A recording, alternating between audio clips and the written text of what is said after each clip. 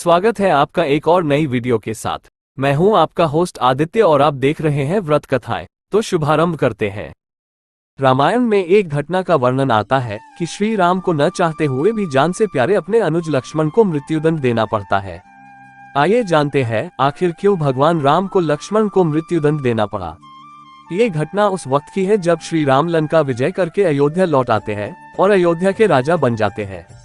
एक दिन यम देवता कोई महत्वपूर्ण चर्चा करने श्री राम के पास आते हैं। चर्चा प्रारंभ करने से पूर्व वो भगवान राम से कहते हैं कि आप जो भी प्रतिज्ञा करते हो उसे पूर्ण करते हो। मैं भी आपसे एक वचन मांगता हूँ कि जब तक मेरे और आपके बीच वार्तालाप चले तो हमारे बीच कोई नहीं आएगा और जो आएगा उसको आपको मृत्युदंड देना पड़ेगा। भगवान राम यम को वचन दे देते हैं।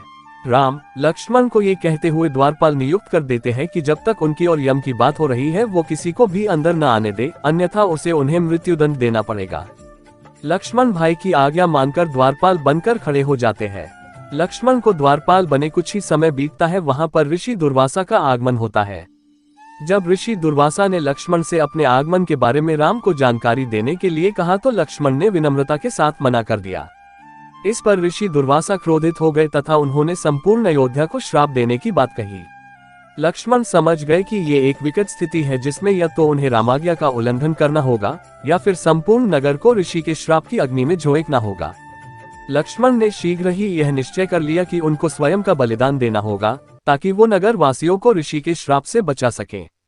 उन्होंने भीतर जाकर ऋषि दुर्वासा के आगमन की सूचना दी। राम भगवान ने शीघ्रता से यम के साथ अपनी वार्तालाप समाप्त कर ऋषि दुर्वासा की आवभगत की। परंतु अब श्री राम दुविधा में पड़ गए क्योंकि उन्हें अपने वचन के अनुसार लक्ष्मण को मृत्युदंड देना था। वो समझ नहीं पा रहे थे कि वो अपने भाई को मृत्युदंड कैसे दे, लेकिन उन्होंने यम को वचन दिया था जिसे निभाना ही था। इस दुविधा की स्थिति में श्री राम ने अपने गुरु का स्मरण किया और कोई रास्ता दिखाने को कहा। गुरुदेव ने कहा कि अपने किसी प्रिय का त्याग उसकी मृत्यु के समान ही है, अतः तुम अपने वचन का पालन करने के लिए लक्ष्मण का त्याग कर दो।